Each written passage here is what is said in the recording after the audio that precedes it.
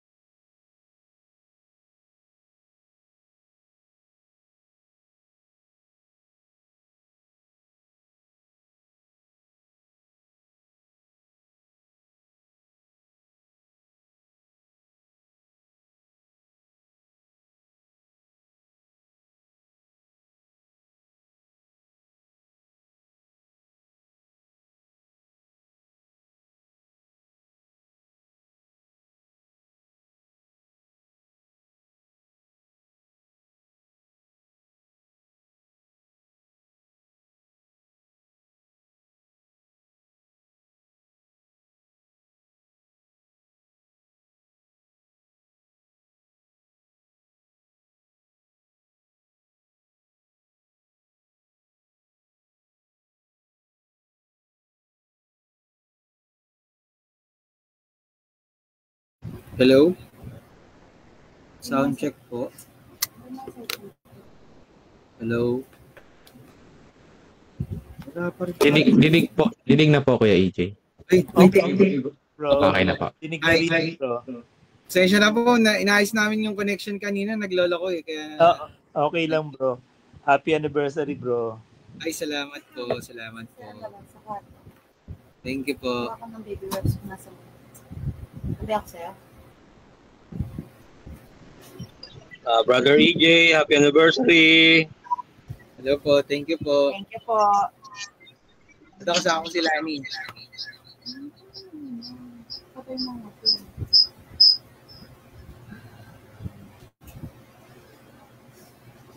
Okay po.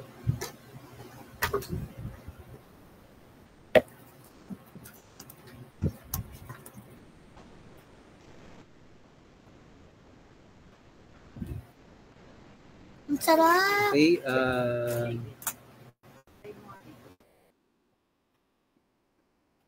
Even. ayun sila doktor.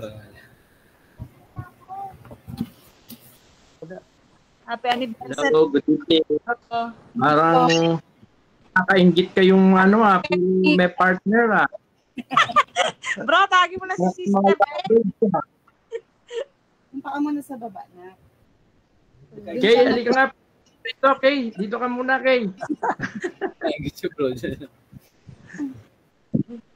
Pwede na tayo mag-start. Po, pwede na po. Raven.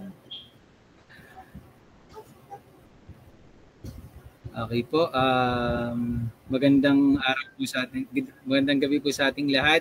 So sa panimula po, tayo po muna ay magsiawit po. Kantahin po natin. Teka. Sino po ba mag-share ng ano?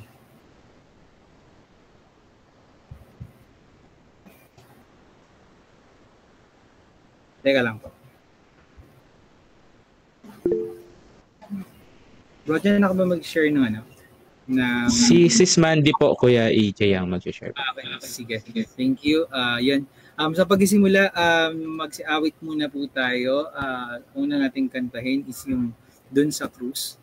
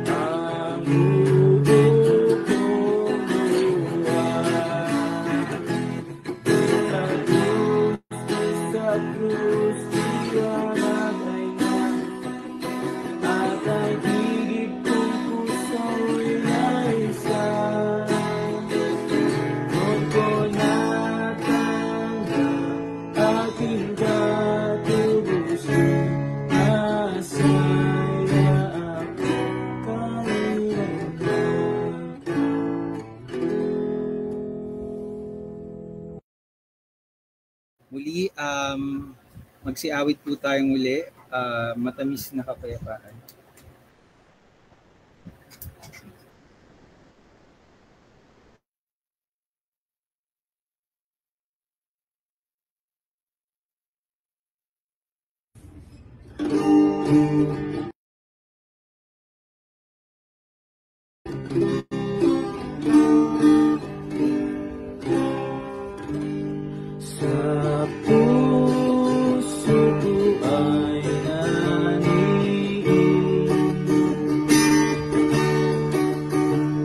Isang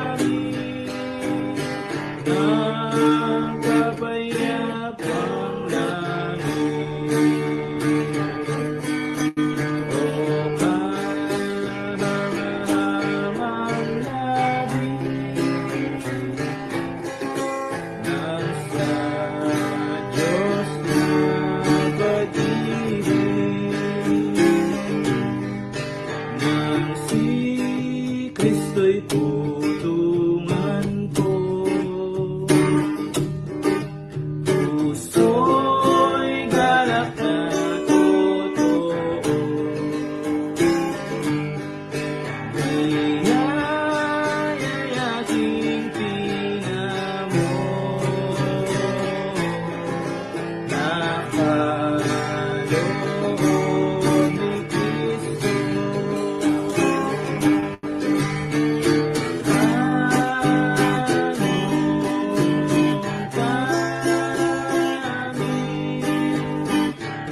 ng kapayapang langit. O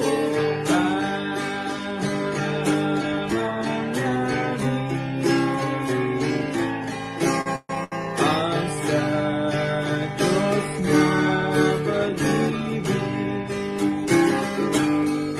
ako'y lalaging loob sa kapayapang ni Jesus. Ako'y ganiyang kuko at sa iya'y puso.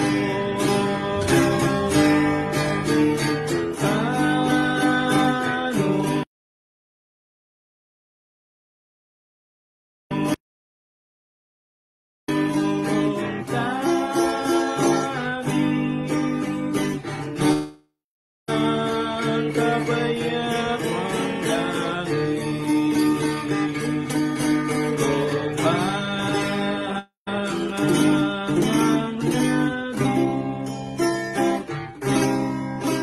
ang sa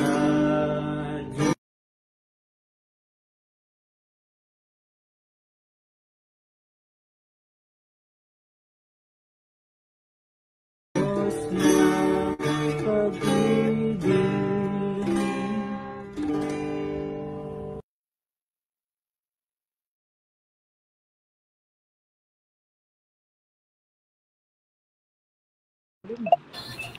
Hello? Hello? Magandang gabi po. Narinig po ako? Yes Ay, po, yes, Brother oh. Iggy. Ay, salamat po. Oh, nawawala po kasi yung internet eh. Nawawala ko. Yes.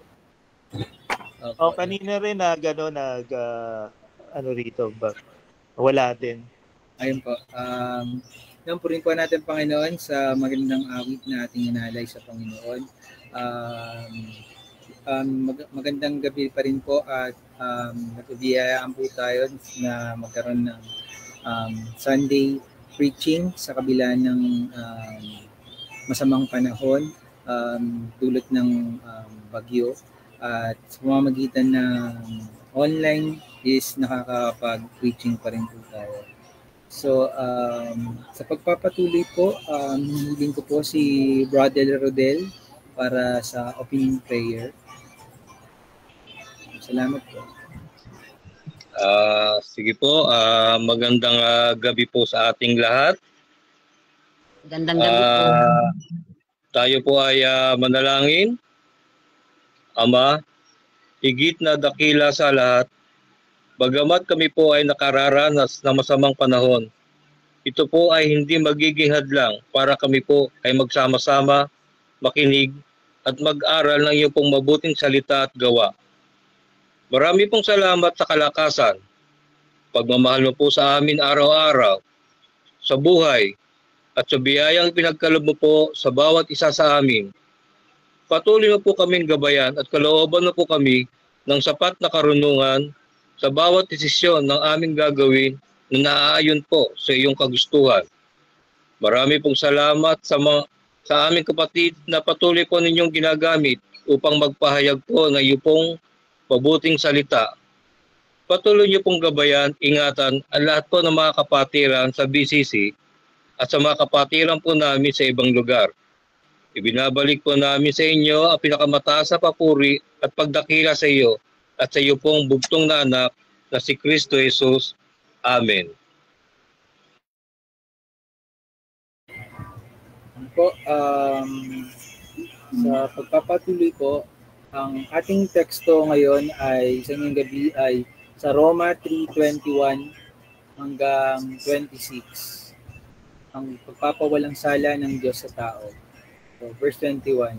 Ngunit ngayon ay nahayag na kung paano ginagawang matuwid ng Diyos ang tao.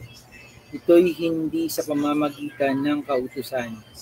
Bagaman ang kautusan at ang mga propeta ang nagpapatotoo tungkol dito, ginagawang matuwid ng Diyos ang lahat sa pamamagitan ng kanilang pananampalataya kay Hesukristo. Walang pagkakaiba ang mga tao sapagkat ang lahat at walang sinumang nakakaloob sa kaluwalhatian ng Diyos. Ngunit dahil sa kanyang kagandahang loob na walang bayad niyang ibinigay, sila ay tinuturing na matuwid sa pamamagitan ni Kristo Jesus na siyang nagpapalaya sa kanila. Siya ang inalay ng Diyos bilang handog upang sa pamamagitan ng kanyang dugo ay mapataw ang kasalanan ng lahat ng sumasampalataya sa kanya. Ginawa ito ng Diyos upang mapatunayang siya ay matuwid sapagkat noong unang panahon ay nagtimpi siya at pinagtiisan ang mga kasalanang nagawa ng mga tao. Ngunit ngayon ay ipinapakita ng Diyos na siya ay matuwid at itinuturing niyang matuwid ang mga sumasampalataya kay Jesus. So, yun po, maraming salamat po. Sa pagpapatuloy ko, hinihiling ko po ang ating tagapagsalita si Bro Wilson na tayo gabayan sa nabasang teksto.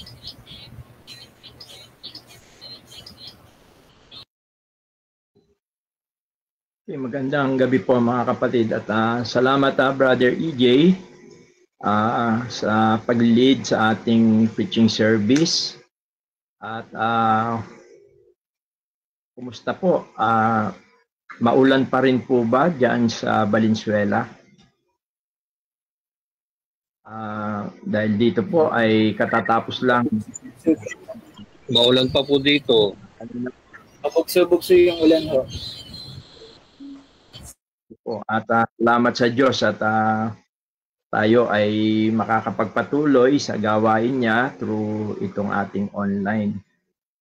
At dito po sa ating binasa ng ating kapatid na pagbabasihan ng ating mensahe natin ngayong gabi ay may kinalaman po sa kautusan at sa kagandahang loob ng Diyos o yung tinatawag na law and grace.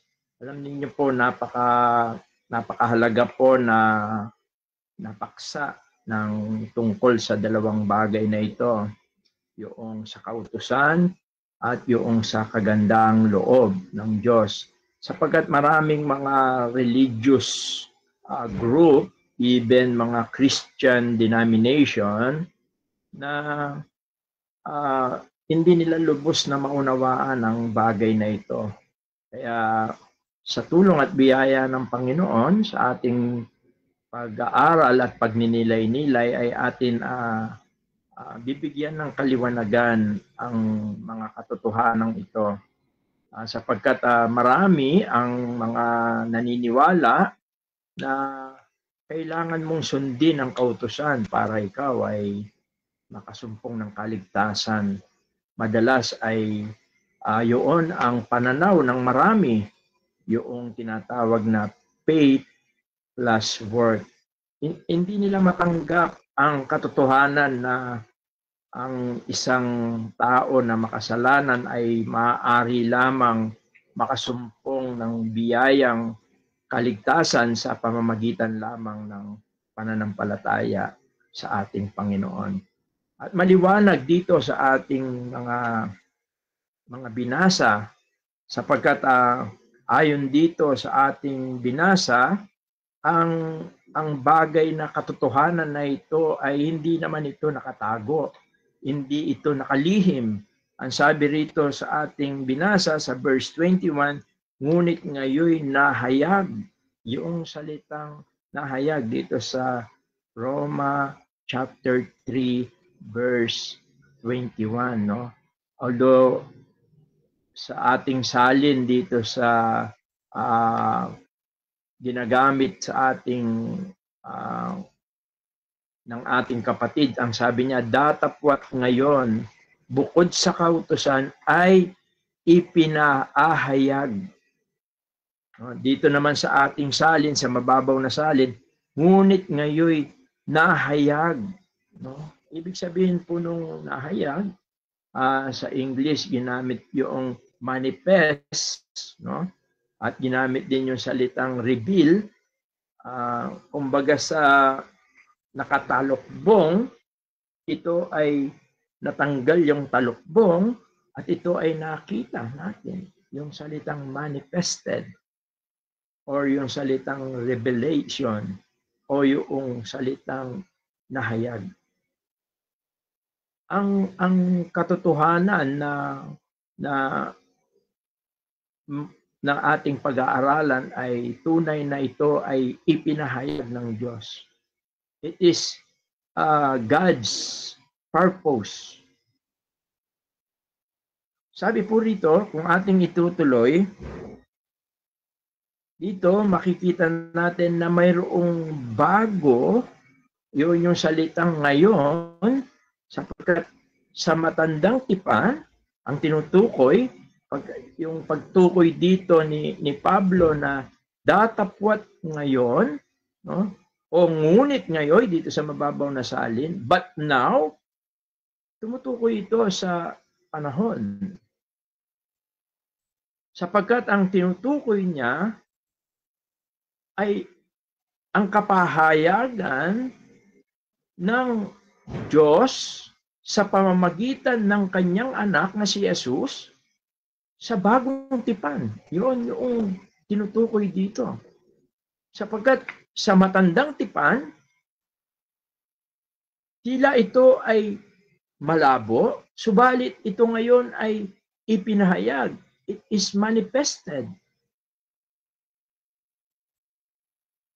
Yung new way, bagong pamamaraan ng Diyos kung paano ang isang makasalanan ay ibinibilang niyang matuwid. Yan ang ating tatalakayin. Kaya dito sa ating kung mga binasa ay paulit-ulit nating mababasa yung salitang matuwid. Righteousness.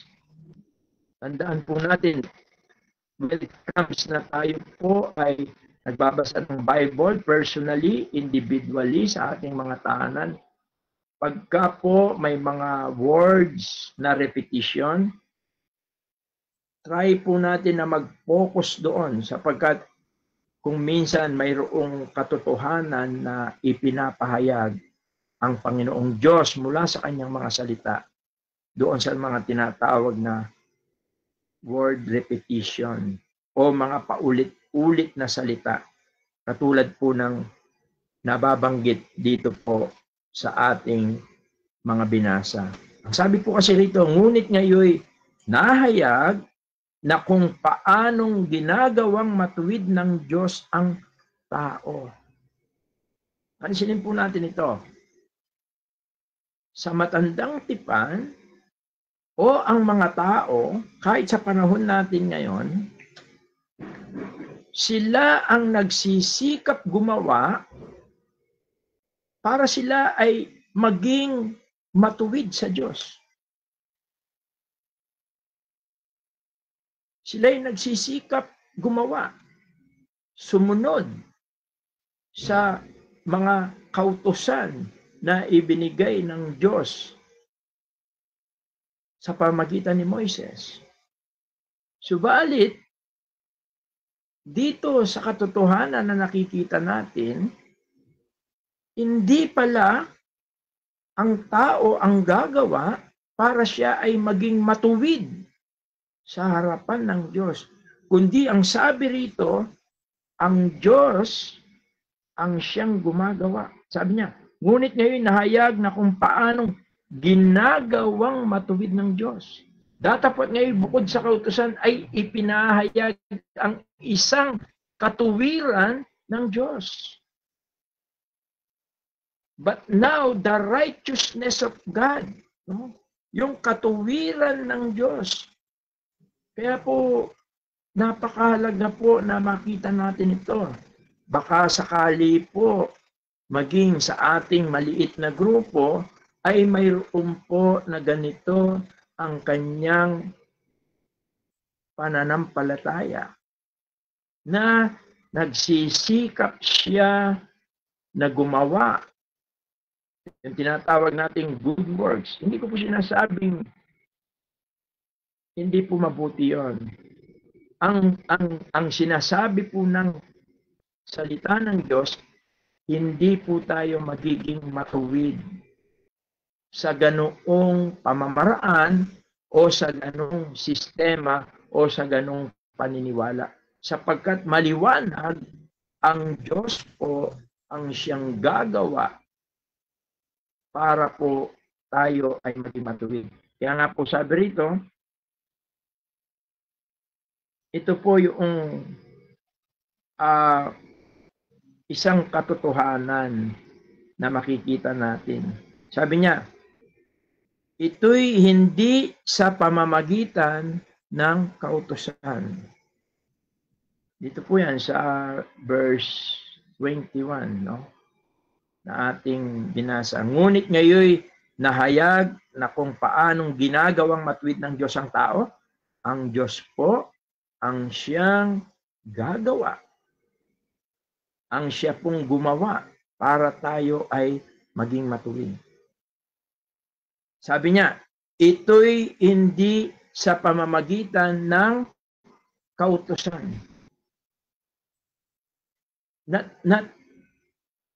Hindi sa pagsunod ng kautusan. Maliwanag po ito. Kaya, kung tayo po ay nagsisikap na gawin ang mga bagay po na ito, tayo ay nagpapailalim sa kautusan, hindi po tayo ibibilang na matuwid ng Diyos. Bakit po?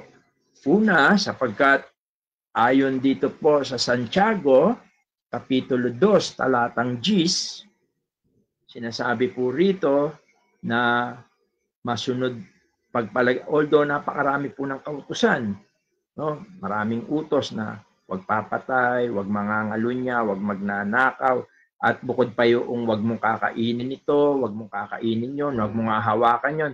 Maraming utos eh. Bagamat ang very familiar sa atin yung tinatawag na 10 Commandments.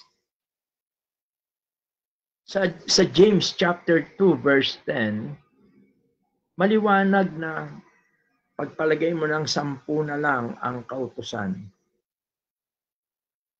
Kahit masunod mo na yung 9, kung hindi mo masusunod yung isa, ikaw ay nagkakasala na sa buong kautusan.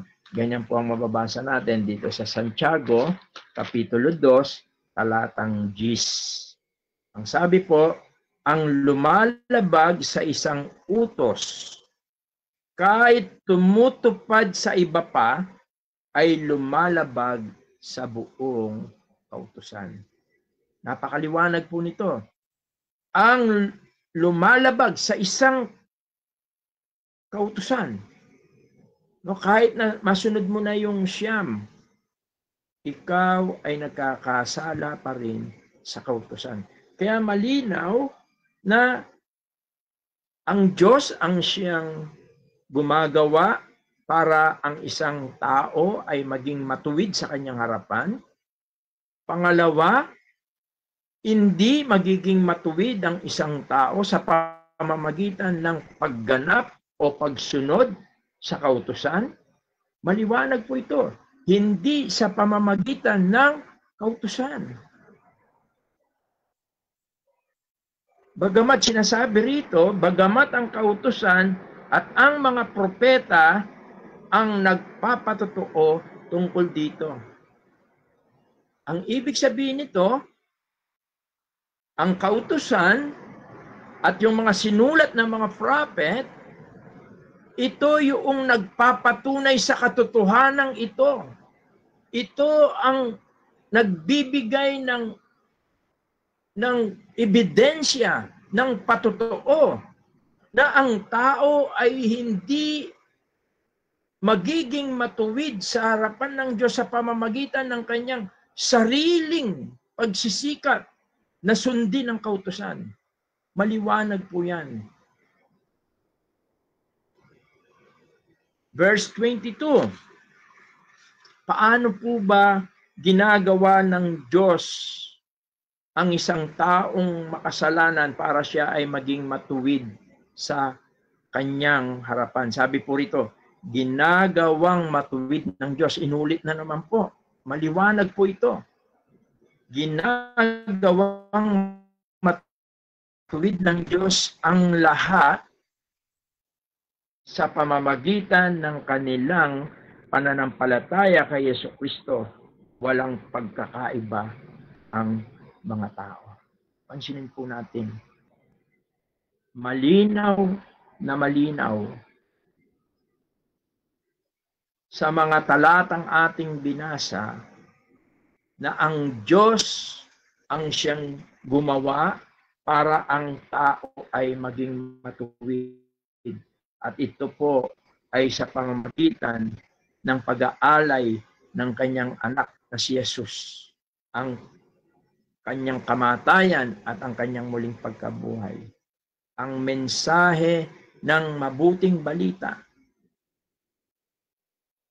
Kapag kayaan po ay dumating sa atin, ang sabi nga sa Tesalonica, ikaw ay tinatawag ng Diyos. Tandaan po natin, pagka ang magandang balita ay dumating sa isang tao, siya ay tinatawag ng Diyos.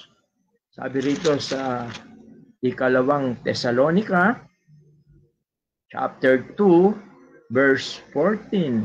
Sabi niya, tinatawag kayo ng Diyos sa pamamagitan ng magandang balita na ipinahayag namin sa inyo upang makasama kayo sa kalwalatian ng ating Panginoong Jesucristo. Kaya nga mga kapatid, magpakatatag kayo at panghawakan ninyo ang katuruan ipinasa namin sa inyo sa pamamagitan man ng aming sinabi o isinulat. Tandaan po natin mga kapatid, kapag ang mensahe ng magandang balita ay dumating sa isang tao na makasalanan, maliwanag na siya ay tinatawag ng Diyos. Para ano po? Para po siya ay gawing matuwid. Kaya ang Diyos ang siyang gumagawa.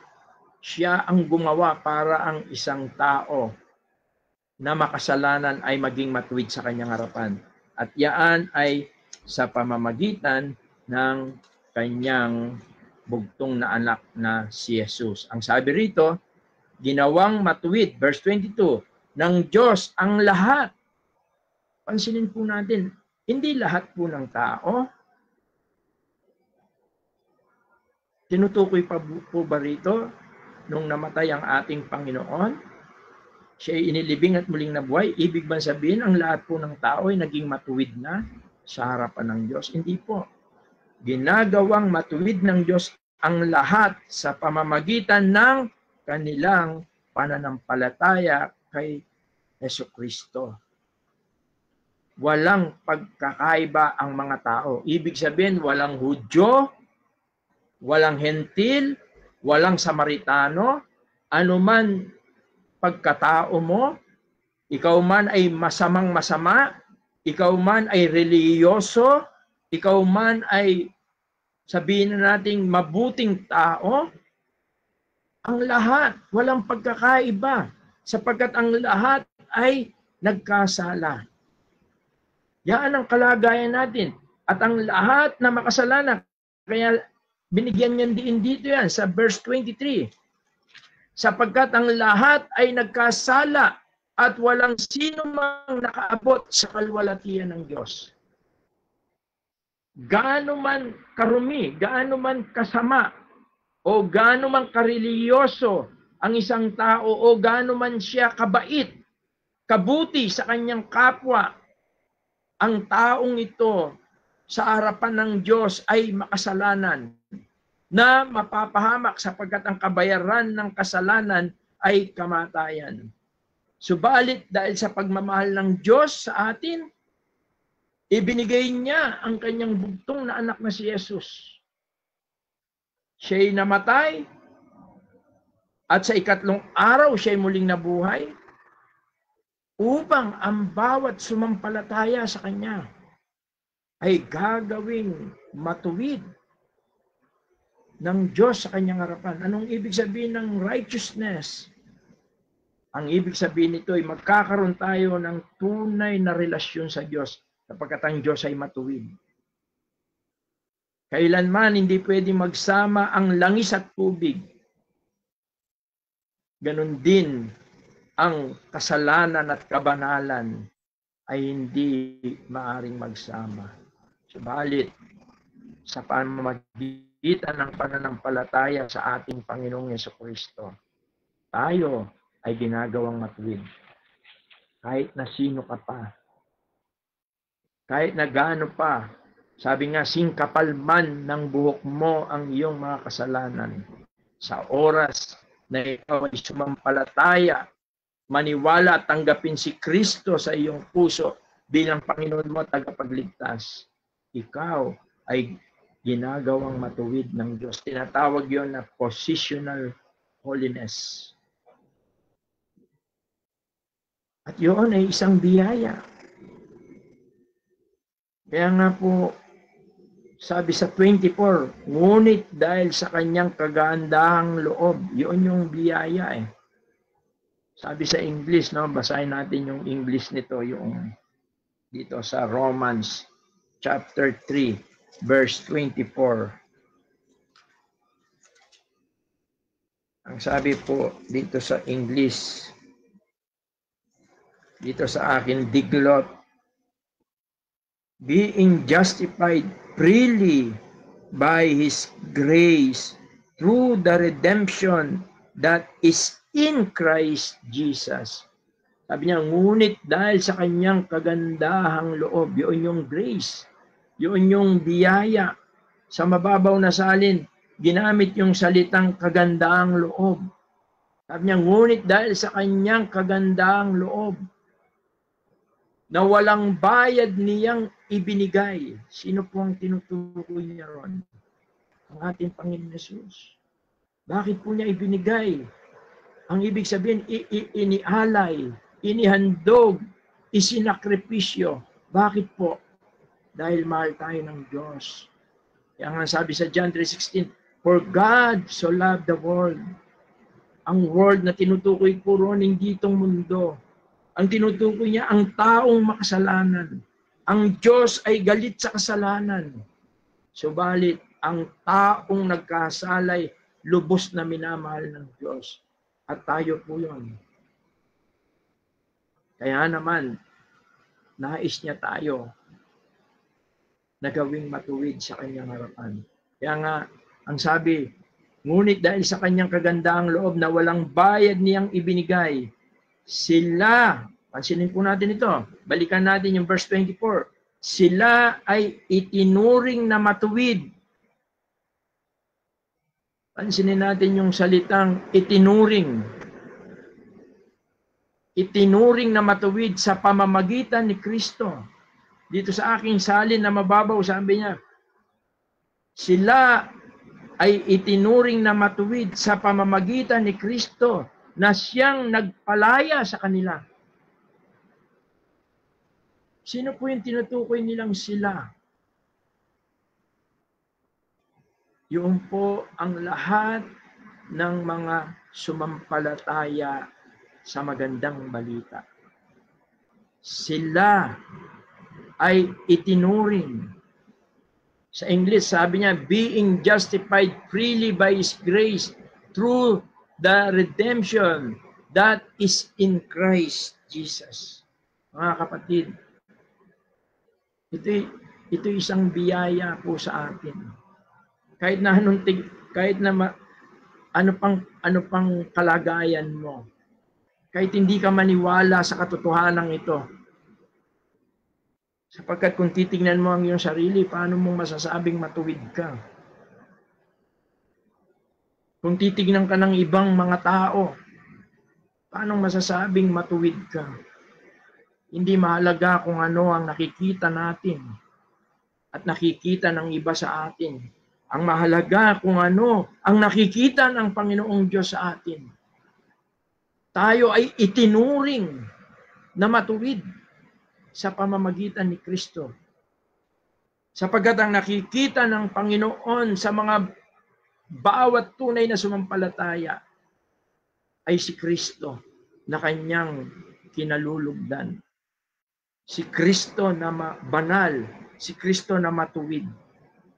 Sapagkat ang katuwiran ni Kristo ay ipinagkaloob niya sa atin nang tayo ay maniwala sa Kanya. Kaya nga, ito'y sa pamamagitan ng ating Panginoon at tayo ay pinalaya. Yun yung salitang redemption. Although, dito sa English, ginamit yung salitang redemption. Redeem. Ibig sabihin nito, ikaw ay parang tinubos. Para kang yung ransom. Para ikaw ay palayain. Parang, di ba, katulad po ng mga nababalitaan natin na mga kinikidnap para sila ay ibalik, ipalayain, sila ay nangangailangan sila ng ransom, redemption, katubusan. At ganyan ang ginawa ng Diyos sa atin. Sapagkat nung tayo nagkasala, ang ating mga kaluluwa ay naisangla kay Satanas. Kaya naman, tayo ay candidate doon sa kaparusahan na inihanda ng Diyos para kay Satanas. Subalit, sa pamamagitan ng ating Panginoong Jesucristo, dahil sa kanyang pag-ibig sa atin, tinubos niya tayo sa pamamagitan ng kanyang kamatayan at ng kanyang muling pagkabuhay. Sabi sa 25, siya ang inialay ng Diyos. Kaya yun yung paano po tayo ginawang matuwid ng Diyos? Inialay ng Diyos. Sino po? Ang kanyang bugtong na anak. Sabi rito, siya ang inialay ng Diyos bilang handog upang sa pamamagitan ng kanyang dugo ay mapatawad ang kasalanan ng lahat ng sumasampalataya sa kanya. Ginawa ito ng Diyos. Pansinin po natin, no? Repetition. Ang Diyos ang siyang gumagawa sa atin. Siya ang gumawa para tayo ay maging matuwid sa kanyang harapan. At yan ay sa pamamagitan ng paghahandog, pagkakaloob niya sa kanyang bugtong na anak na si Jesus na siyang naghirap, namatay sa krus, inilibing at muling nabuhay. Yan ang makapangyarihang mensahe. Yan ang magandang balita na ating narinig, na ating sinampalatayaan. Kaya sabi niya, siya ang inalay ng Diyos bilang handog upang sa pamagitan ng kanyang dugo ay mapatawad ang kasalanan ng lahat ng sumasampalataya. Ginawa ito ng Diyos upang patunayang siya'y matuwid. Pansinin natin, no? Alam niyo, kanina nakita natin siya yung gumagawa ng matuwid sa isang tao. Nakita rin natin kung paano niya ito ginawa.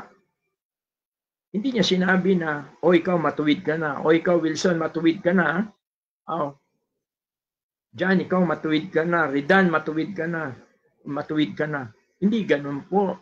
Hindi siya magiging matuwid pagka ganon. Sapagkat nilalabag niya ang kanyang mismong mga kautusan na sinasabi na ang taong makasalanan ay ang kabera ng kasalanan ay kamatayan. Hindi pagiging makatuwiran yon kung siselect lang siya, tuturo lang siya.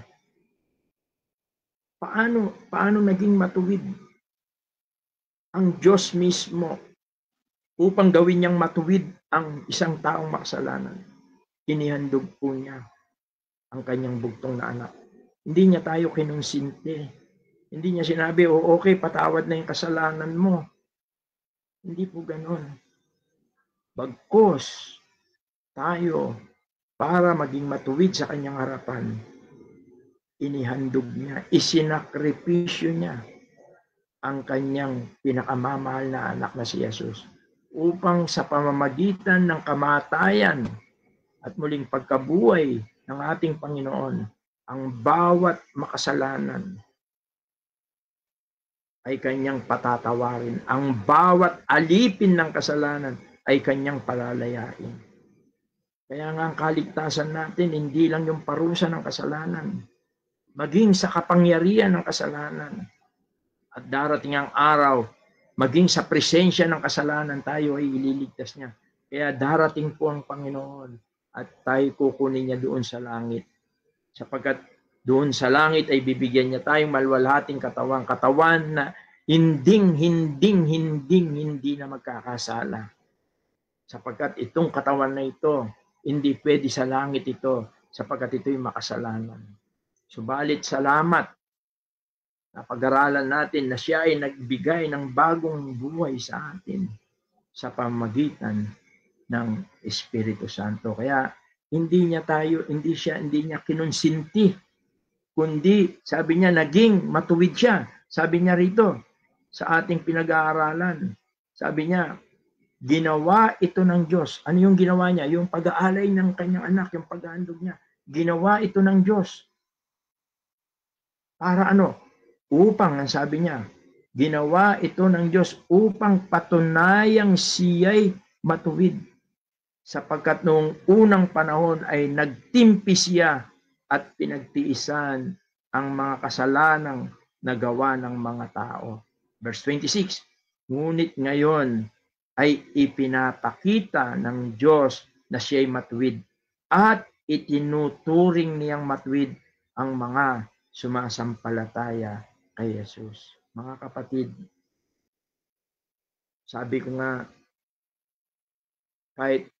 kahit ulit-ulitin natin tignan ang ating sarili, kung minsan hindi natin masabi na tayo matuwid na.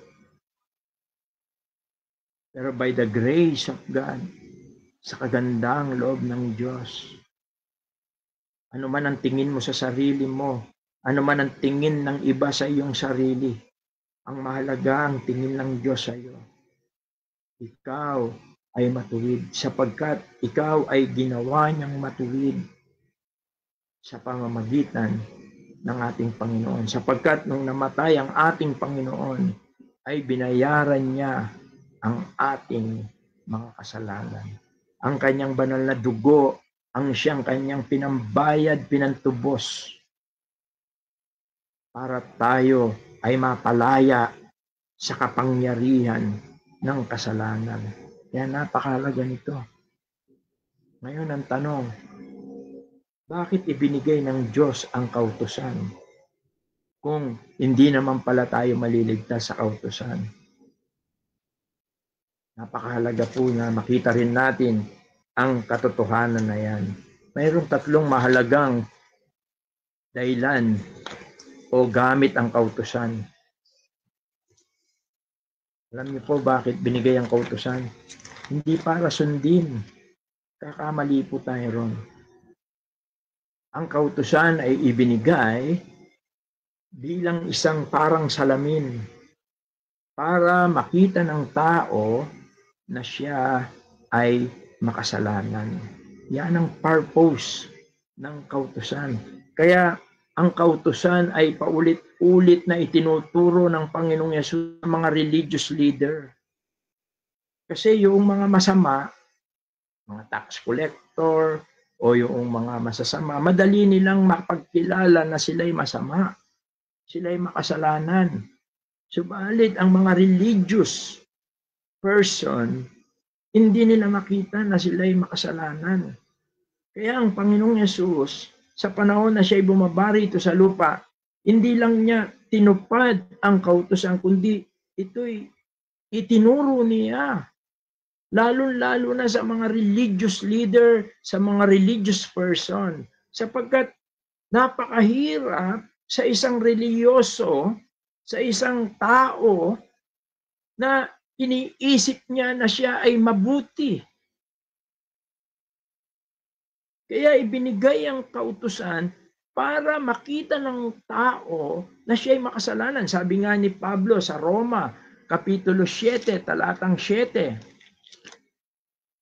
Dito rin sa ating pinag-aaralan, Roma, Kapitulo 7, talatang 7. Ito. Sabi rito,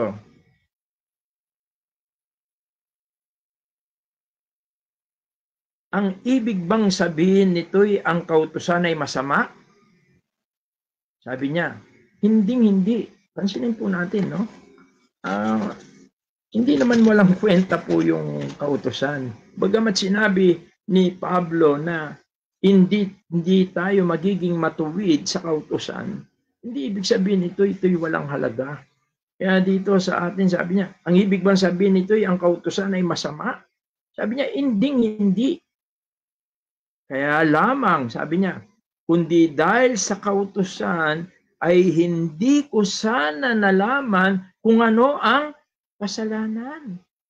Hindi ko sana nalaman kung paanong pagnasaan ang pag-aari ng iba kung hindi sinasabi ng kautusan, huwag mong pagnanasaan ang pag-aari ng iba. Gusto kong bigyan din natin yung sagot doon sa tanong. Wala bang kwenta ang kautusan? Masama ba ang kautusan? Hindi. Mahalaga ito. Bakit? Dahil sa pamamagitan ng kautusan, makikita mo na ikaw ay makasalanan. Kaya ang sabi ni Pablo, hindi kaya lamang kung di dahil sa kautusan ay hindi ko sana nalaman. It is very, very clear that the purpose of the law, ang layunin ng kautusan, ito'y ibinigay ng Diyos para makita ng tao na siya'y nagkasala sa Diyos.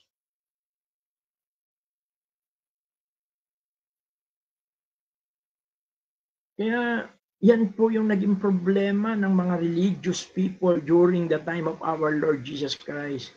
Di ba yung halimbawa nung nananalangin sa templo, ang sabi nung isa, dinadagukan niya yung sarili niya dahil sabi niya, ako po'y masama, makasalanan ako, patawarin niyo po ako. Samantalang yung Pariseo, yung isang religious person, na sabi niya, salamat Diyos, hindi ako kamukha ng taong ito na masama. Look at that.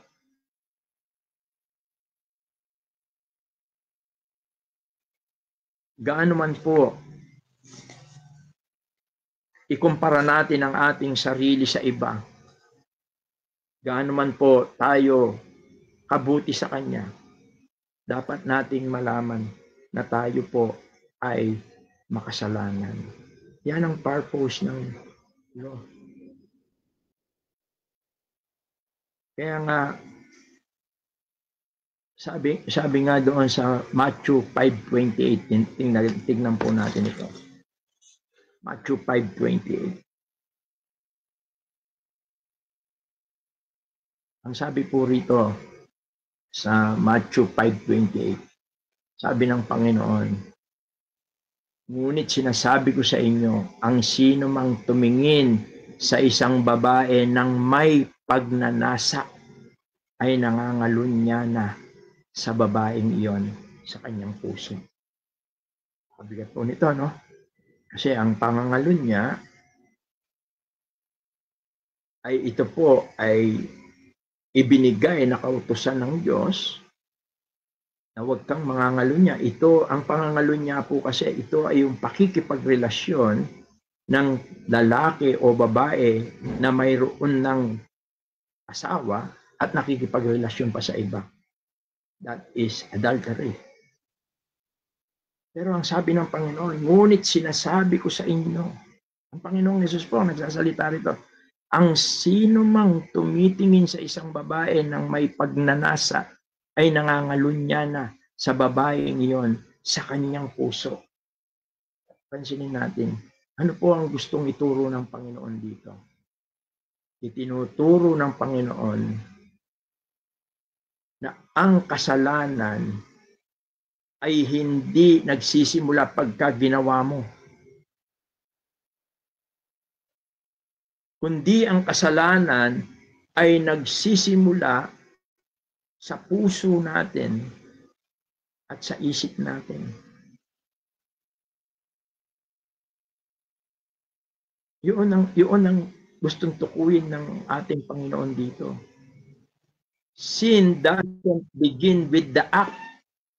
It begins in the heart and mind. Tandaan po natin yan. Ang kasalanan hindi yung ikaw ay nakipagrelasyon. Ang kasalanan ay nagsisimula within, sa puso natin. Yan ang hindi, kaya yung mga religious leader, more on, panlabas sila. Parang napaka-obedience nila, panlabas. Sabihin na natin, pakitang tao. Kaya tinawag silang hypocrisy ng Panginoong Hesus. Sapagkat nakikita ng Panginoong Hesus ang laman ng kanilang mga puso. Yung mga pagnanasa nila. Pansinin natin yung sinabi rito ng Panginoon. Sino man tumingin sa isang babae, hindi kasalanan ang tumingin sa isang babae. Ang kasalanan, kapag ka ikaw ay may pagnanasa, yun. Yung nanggagaling sa puso. Kaya ang kasalanan ay within. Sabi nga ng Panginoon, hindi ang nakakarumi ang pumapasok, kundi yung lumalabas sapagkat ito'y nagmumula sa iyong puso. Sabi nga, ang pera, hindi siya kasalanan. Lalo na kung nagtatrabaho ka, masipag ka, pinagpapala ka ng Panginoon, hindi ka. Ang kasalanan ay yung inanasa mo. Yung masyado mong inanasa ang mga bagay na ito. Yung desire. Kaya yung desire and intention, it is very important. Even sa ating paglilingkod, mga kapatid. Alam ng puso natin ang Panginoon. Nababasa niya yung puso natin, sabi sa 1 Samuel 16:7. Ang Diyos, nakikita niya ang puso natin. 1 Samuel chapter 16, verse 7. Kaya, tinitignan ng Panginoon, hindi yung panlabas na ginagawa natin. Ang tinitignan ng Panginoon, ang mahalaga sa Panginoon ay ang puso natin. Sabi rito, ngunit sinabi sa kanya ni Yahweh, huwag mong tignan ang kanyang taas at kakisigan sapagkat hindi siya ang pinili ko. Si Yahweh hindi tumitingin ng katulad ng pagtingin ng tao. Panlabas na anyo ang tinitignan ng tao, ngunit sa puso tumitingin si Yahweh. Mga kapatid, ang mahalaga sa Panginoon ay ang puso natin. Kaya ang Panginoon, diyan siya kumakatok. Gusto niyang pumasok. At papasok lang siya kung yan ay bubuksan mo. At sa oras na buksan mo at papasukin mo ang Panginoon, lilinisin niya ang puso mo. Pag-aharian niya at tataan siya sa iyo. Napakahalaga po niyan. Yung mga religious leader, nakakalungkot. Yan ang religion, yan ang pagkakaiba sa atin. Tayo, naglilingkod tayo, gumagawa tayo, mula sa puso natin.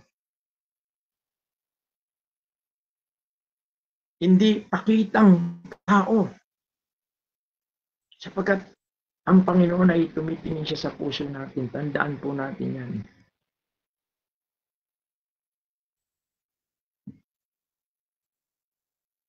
Kaya ang Panginoon, ang gusto niya ay luminis sa atin yung within. Yun ang gusto niya. At walang makakagawa noon, kundi siya lang. At yun ay sa pamamagitan ng kanyang bugtong na anak na si Jesus.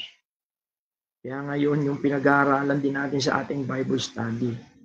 Therefore, 2 Corinthians 5, therefore, if any man be in Christ, he is a new creature. All things are passed away. Behold, all things are become new.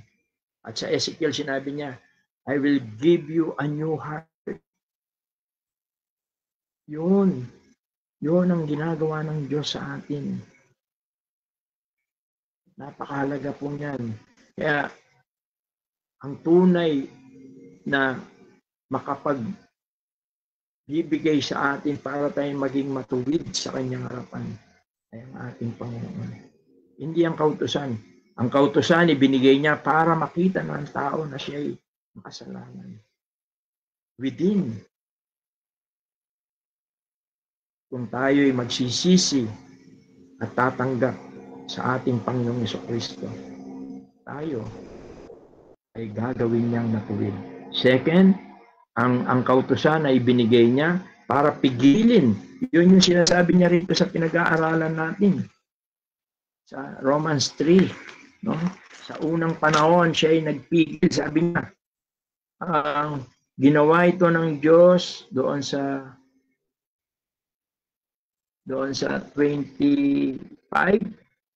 Sabi doon, siyang inaalay ng Diyos bilang handog upang sa pamagitan ng kanyang dugo ay mapatawad ang kasalanan ng lahat na sumasampalataya sa kanya. Ginawa ito ng Diyos upang patunayan siya ay matuwid, sapagkat noong unang panahon ay nagtimpi siya.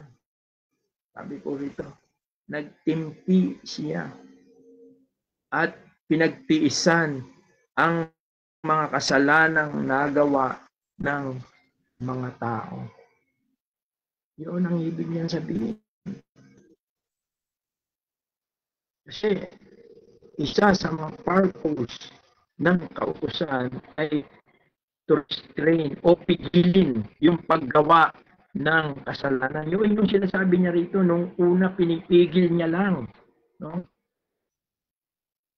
Dahil sa kautusan, katulad halimbawa, ang kautusan, sabi niya, yung mga ngalo niya ay pag nahuli siya, babatuin siya. Kaya yun doon sa John chapter 8, nahuli siya, caught in the act, anong gagawin namin dito? Sabi niya, dapat siyang batuhin sapagkat sinasabi ng kautusan. Ang kautusan ay may lakip laging parusa para mapigilan ang isang tao na gumawa ng kasalanan. Eh, siyempre, bago mo, pag nagnakaw ka, puputulin ang iyong kamay. Yun yung mga kabayaran ng kautusan. Eh, bago ka magnakaw, iisipin mo muna yon. Napipigilan ka ngayon. Pero sa kalooban mo, sa kaloob-looban mo, nagkasala ka na. Bakit? Kasi ninasa mo na yon. Yun yung sinasabi ng Panginoon.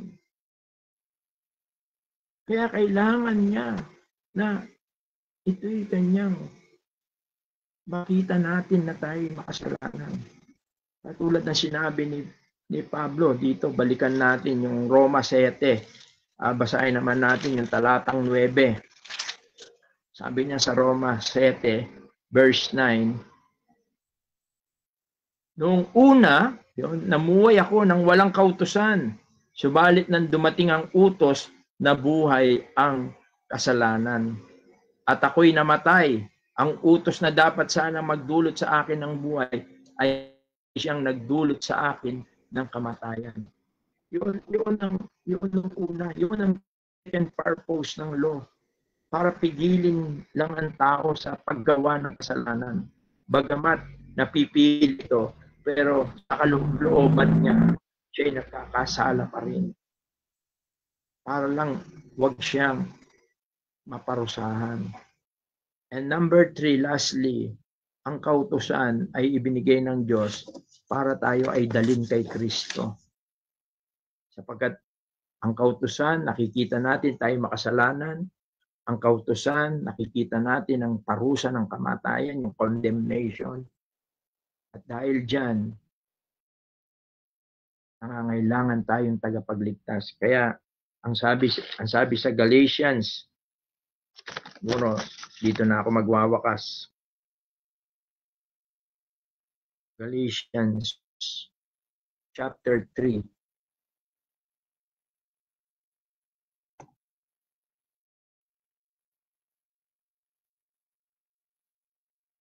Basahin muna natin yung verse 24.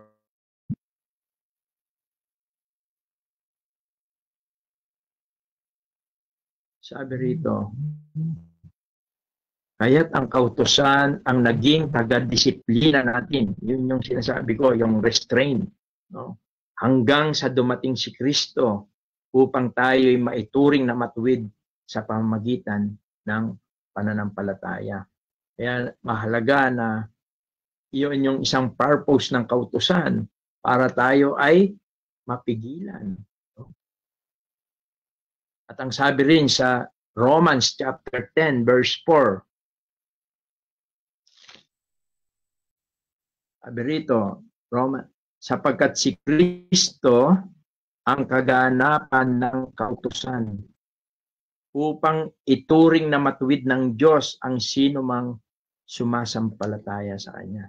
Balit sa pamamagitan ng ating Panginoon, ibig sabihin, winakasan ni Kristo ang kautusan. Hindi na tayo ngayon magiging matuwid sa pamamagitan ng pagtupad ng kautusan. Magiging matuwid na tayo ngayon sa pamamagitan ng pananampalataya kay Kristo. At higit sa lahat, ang kautusan ay standard para ngayon ay makapamuhay tayo sa pamamagitan ng kautusan. Kaya mahalaga rin na makita natin ang kautusan. No?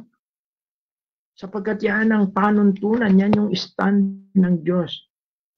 Pero alam ninyo, ang napakaganda nang tayo sumampalataya sa Panginoon, ang ipinagkaloob niya po sa atin, ang kanyang Espiritu Santo. Maliwanag po yan doon sa Ephesians 1:13-14. Holy Spirit. At ano ang bunga ng Espiritu Santo? Pag-ibig. Alam niyo po ba na kung tayo ay mabubuhay sa pag-ibig, yung agape love na ibinigay ng Diyos, natutupad na natin ang lahat ng kautusan. We fulfill the law. Romans 13. At ito na yung pinaka-last natin siguro po. Romans 13. 8-10. Romans 13 verse 8-10. Sabi po rito, huwag kayong magkaroon ng sagutin kanino man, maliban na kayo'y magmahalan sa isa't isa, sapagkat ang nagmamahal sa kapwa ay natutupad na sa kautusan. Dito sa aking salin, napakaganda niya. Huwag kayong magkaroon ng sagutin kanino man, maliban na kayo'y magmahalan sa isa't isa, sapagkat ang nagmamahal sa kapwa ay nakatupad na sa kautusan. Ang mga utos gaya ng huwag kang mangangalunya, huwag kang papatay, huwag kang magnanakaw, huwag mong pagnanasaan, maangkin ang pag-aari ng iba. At alinmang utos na tulad ng mga ito ay nauuwing lahat sa isang utos. Ibigin mo ang iyong kapwa gaya ng pag-ibig mo sa iyong sarili. Ang umiibig ay hindi gumagawa ng masama kanino man, kaya't ang pag-ibig ang katuparan ng kautusan. Mga kapatid, yan ang purpose ng new life natin. Ang ating paglilingkod, ang ating ginagawa, it is very important. It is motivated by love. It is motivated by the power of the Holy Spirit. Sapagkat kapag tayo ay naging ipinamuhay natin ang bunga ng Espiritu, we fulfill the law. Kaya nawa po ay mayroon akong isang kwento, dito ako magwawakas. Meron daw isang inmates o prisoner. Matagal siyang nabilanggo. But dumating yung time na na-acquit siya. No? Ang mahirap sa atin ganun eh. Mahuhuli ka, ikukulong ka, lalo na kung no bail, hihiring ka, pagka palang napatunayan na wala kang pagkakasala, ay saka ka palang palalabasin. Eh, mayroong isang inmate, mayroong isang prisoner, mahabang panahon siya ay nakakulong. Subalit dumating yung panahon na na-acquit siya. Ibig sabihin siya ay pinawalang sala. Napatunayan na siya ay walang kasalanan. Kaya naman siya ay binigyan ng order, pinirmahan ng lahat ng matataas na opisyales, siya ay i-release na para siya ay lumaya na. Pero nakakalungkot, ayaw umalis nitong prisoner. Ayaw niya. Kahit na anong gawin sa kanya, ayaw. Ayaw niyang, gusto niya doon na lang siya sa kulungan. Ang hirap siyang pakiusapan. Hindi niya maunawaan, hindi rin siya maunawaan ng mga matataas na opisyal. Bakit ganon na yung iba ay gustong-gusto kahit na sa mga huling panahon na lang ng may lalaya sila. Siya ayaw niya. Kung kayo po yun, na kayo malaya na. Lalaya, iiwan nyo na po ba yung prison? Siguro, opo, oo. Pero alam nyo, spiritually, minsan ay nakakalungkot, marami pong ganon na Kristiyano. Siya ay malaya na, ipinawalang sala na ng Diyos, subalit pilit pa rin siyang namumuhay tulad ng isang alipin sa kasalanan. Sabi po sa Galatia 5, sabi niya, malaya na tayo dahil pinalaya tayo ni Kristo. Kaya magpakatatag kayo at huwag nang paalipin pang muli. At ito yung bagong buhay po natin, mga kapatid. Kaya napakahalaga ng mga pinag-aaralan natin na mamuhay tayo sa patnubay ng Espiritu Santo. Palaguin natin ang ating pananalig, pananampalataya. Saliksikin natin ang salita ng Diyos sapagkat ang salita ng Diyos, sabi nga, know the truth and the truth shall set you free. Huwag na tayo magpaalipin pa sa kapangyarihan ng kasalanan. Sapagkat tayo malaya na. Wala na tayo sa ilalim ng kautusan na ang daladala nito'y kamatayan. Tayo ay nasa ilalim ng biyaya. Kaya yung period natin ngayon, tinatawag ng mga scholar na tinatawag na grace period. Ang panahon natin ay panahon ng biyaya. Simula ng ang ating Panginoon ay bumaba rito sa lupa, nagkatawang tao ang anak ng Diyos. Simula nang siya ay mapako sa krus at mamatay, inilibing at muling nabuhay at umakyat doon sa langit. Simula noon hanggang sa panahon natin, tinatawag na biyaya. Napakadali ng kaligtasan. Hindi ka na kailangan gumawa nito, gawin ito. Maniwala ka lang sa Panginoon. Gagawin ka niyang matuwid. Hindi ka na niya paparusahan sa iyong mga kasalanan. Higit sa lahat, pagkakaloob niya ang Espiritu Santo upang ikaw ay makapamuhay sa bagong buhay na nakalulugod sa kanyang harapan.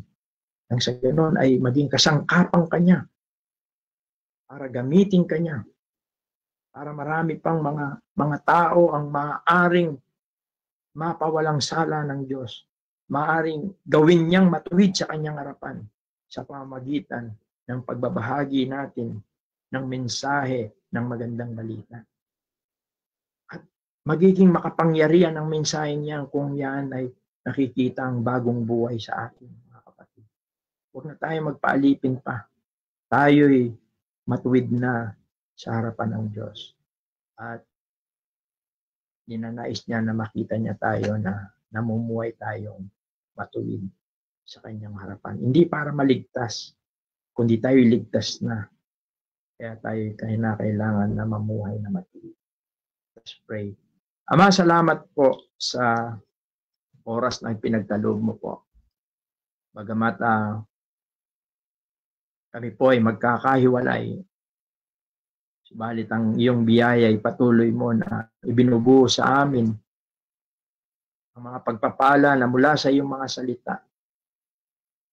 Nagdadala ng kasiglaan sa aming mga puso sa tuwing marinig namin ang kapatawaran na aming natamo, sa tuwing malaman namin ang katotohanan na kami naligtas na sa parusa at kapangyarihan ng aming mga kasalanan. Salamat po, O Diyos, sa iyong pag-ibig po sa amin.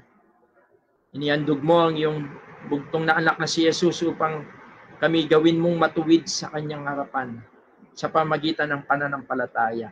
At salamat, pinagkaloob mo ang iyong Santong Espiritu upang gumabay sa amin, magbigay ng karunungan, magbigay ng katalinuhan, at lubos naming maunawaan ang iyong kalooban. At ito'y aming sundin sa aming buhay. At higit sa lahat, ay lumago ang pag-ibig sa aming mga puso na bunga ng Espiritu Santo.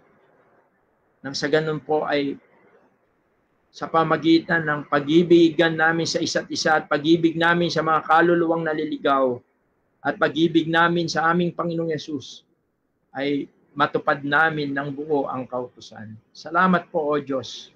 Pinupuri ka po namin. Pagpalain mo po ang iyong mga salita. Pagpalain mo po ang mga kapatiran. Pagpalain mo po ang madadatnan ng mensahe pong ito. Salamat po, O Diyos. At ang lahat po ng ito ay amin pong ibinabalik na may lakip na taus-pusong pasasalamat at pagpupuri sa ngalan lamang po ng iyong bugtong na anak na si Jesus, na aming tagapagligtas. Amen. Good evening and God bless po sa ating lahat.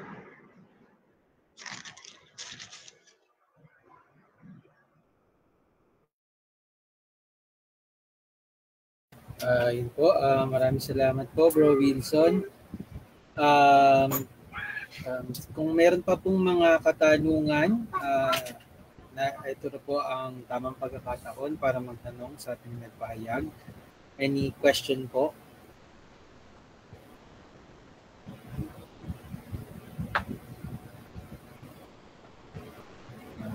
Lahat ng okay. May tanong po ba? Rodel? Jim? May tanong po ba?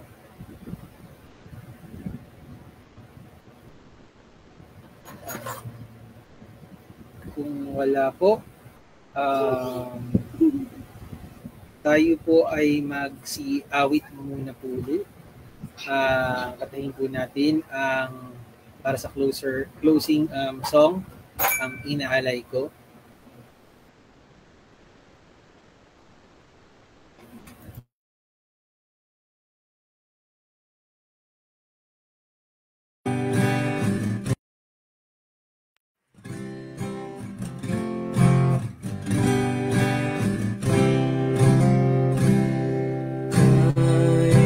Jesus ko iaalala lahat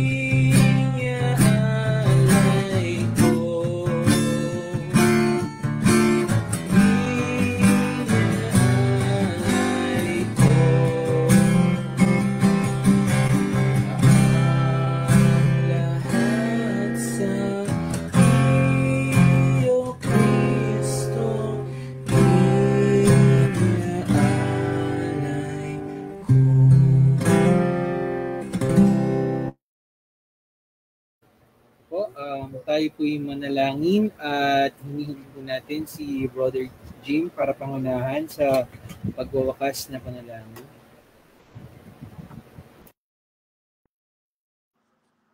Okay, tayo po ay manalangin. Naririnig po ako? Yes po, Brother Jim. Malakas, bro. Okay po, tayo po ay manalangin.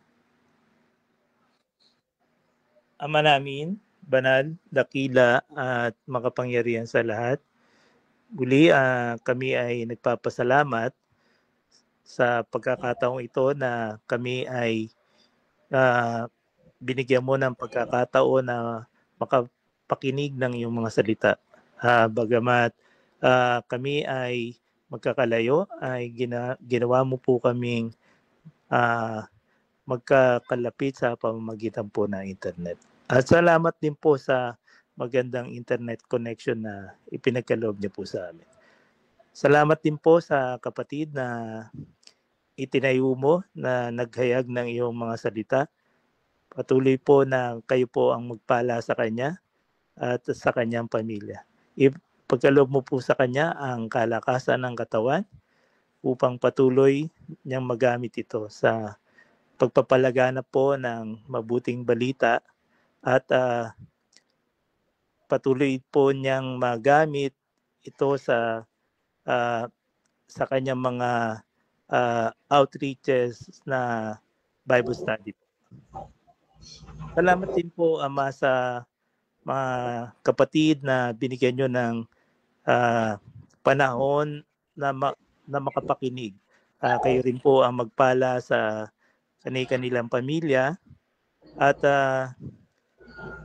sa kapatid po na Brother EJ at si Sister Lani, kayo rin po ang magbigay ng pagpapala sa kanilang pamilya. Ngayon po ay kanilang anibersaryo.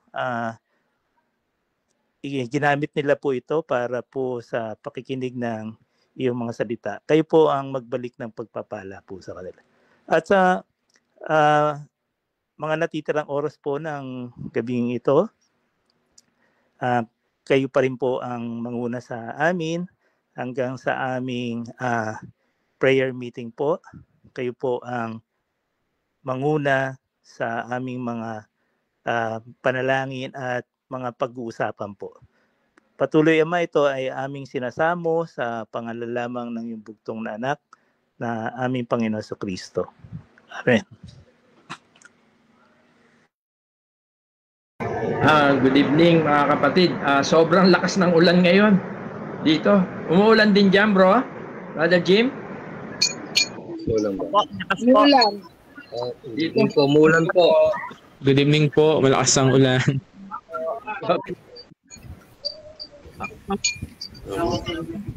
Tapos po yung bro. Yes po. Itutuloy na lang natin sa next Sunday. Yung ating Yes po. July 27 po yun. July 27. Ako. Siguro walang sound yun sa'yo, Brother Jim. Ay, bro, yun. Oo. Naka-mute pala ako. Naka-mute po. Ang tinatanong ko yung natin, yung meeting po natin. Dapat po ngayon next week na lang po natin ulit next Sunday o gawin natin next Sunday? Nalagpasan po ngayon kasi dapat yon. Next para makahabol po tayo. Mahaba pa. Medyo nagsasapi-sapi ka na, bro. Alam ko, redemption na ba? Ha? Redemption na tayo. Redemption. Bro? Opo. Yes, bro. Nandun na tayo. Jay, Brother Jay, bahaba dyan sa inyo, Brother Jay? Sa labas po. Pero wala namang baha, no? Dito naman, wala sa amin. Sa inyo, EJ, binabaha ba dyan, EJ? Brother EJ? Hindi naman po. Okay. Kila doktor lang. Tayo ng mga baka pwedeng hingin natin kay Brother Jan panalangin yung mga prayer. Brother Jan? Yes po. Sige po. Sige po, minsan pa po tayong mag-pray kung okay lang po na i-mute lang po natin ulit yung ating pong mga microphone para tayo po ay dumako po sa prayer po mga kapatid. Yung dalawa yung magpe-pray sa mga ano natin, sa mga request. Umpisahan sa ating close po. Okay, sige po. Sige po, let us pray po. Ama namin Diyos na dakila, banal at makapangyarihan sa lahat. Muli po nagpapasalamat po kami Ama sa gabi po na ito bagamat po kami po ay physically hindi po magkakasama at ganoon din po hindi po natuloy po ang amin pong preaching service sa Valenzuela na face to face. Pero salamat po dahil po nagagamit po ang mga ganito pong pagkakataon na nakakapagtipon po through online at patuloy na nakakapakinig ng iyong pong mga salita. At patuloy na amin pong pinapasalamatan ang nakaraan po na pag-aaral po namin. Patuloy po ang banal na Espiritu ang magturo po sa amin at nang sa gayon, ito po ay amin pong maisabuhay din po bilang mga mananampalataya. At yun din po, amin din pong patuloy na tinitake po ang pagkakataon po na ito, Ama, na patuloy na pasalamatan po kayo sa lahat po ng inyong pong kabutihan po sa bawat isa po sa amin, sa pagdirinig ng aming pong mga panalangin at patuloy din po sa pagbibigay po ng sagutan sa mga request po namin na nasend po sa GC sa Valenzuela Christian Church.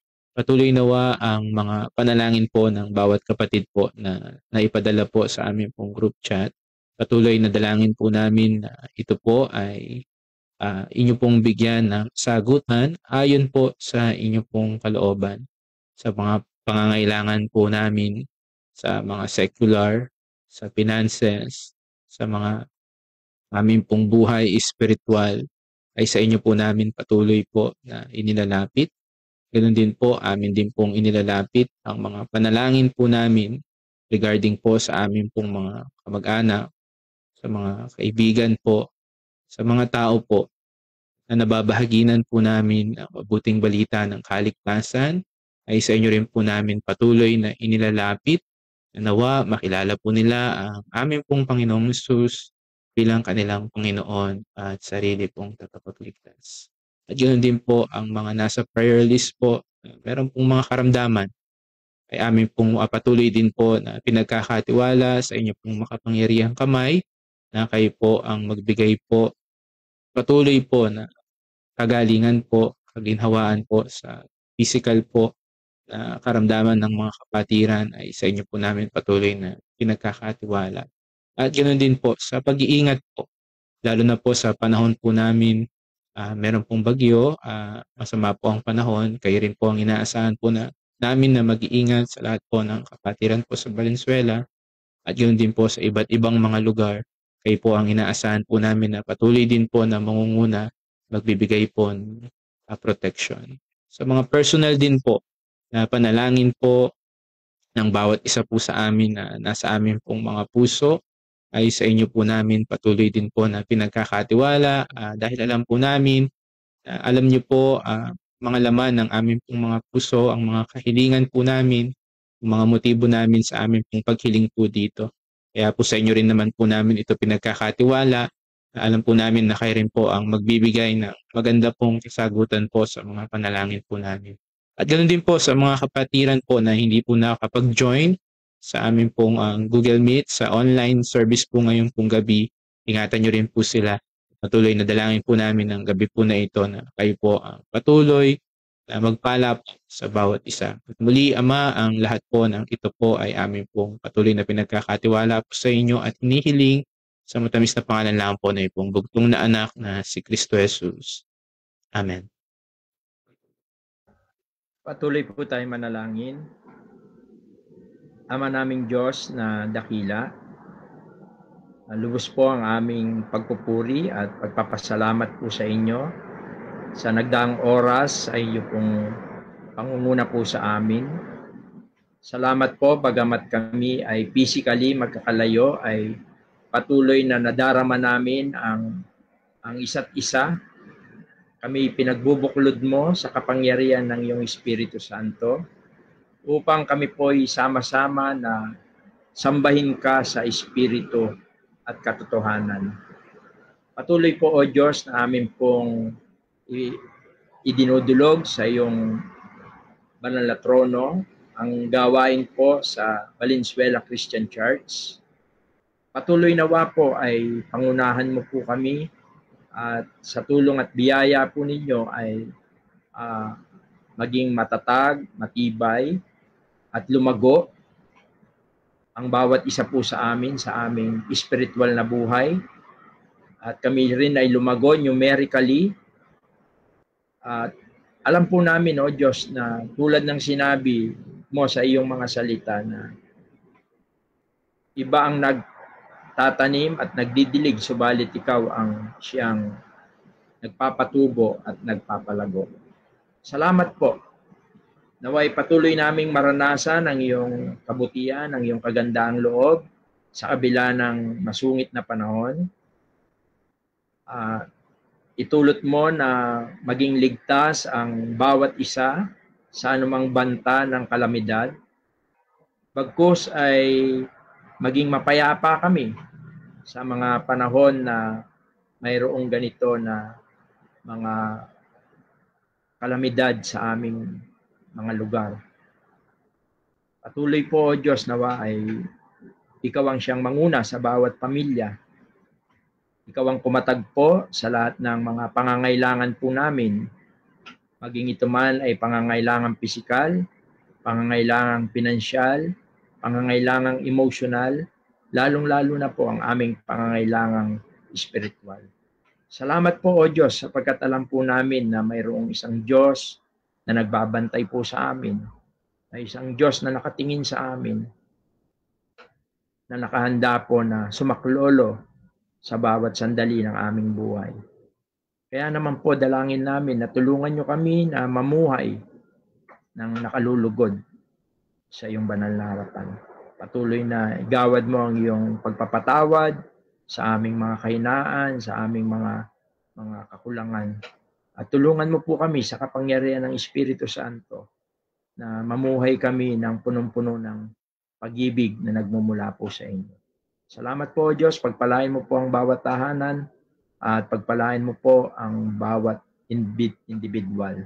Ang lahat po ng ito, O Diyos, ay amin pong samo at dalangin na may lakip na taus-pusong pasasalamat sa dakila at makapangyarihang pangalan lamang po ng iyong bugtong na anak na si Jesus na aming tagapagligtas. Amen. Good evening po. Good evening sa bawat isa. Thank you po. Good evening po. Good evening po.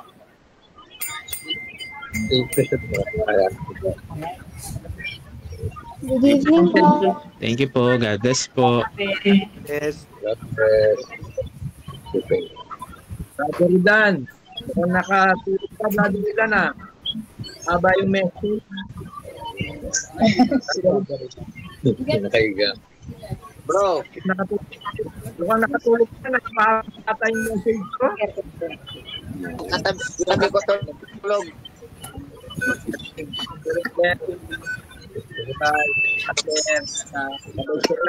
Bibili lang po. Ano po? Okay po.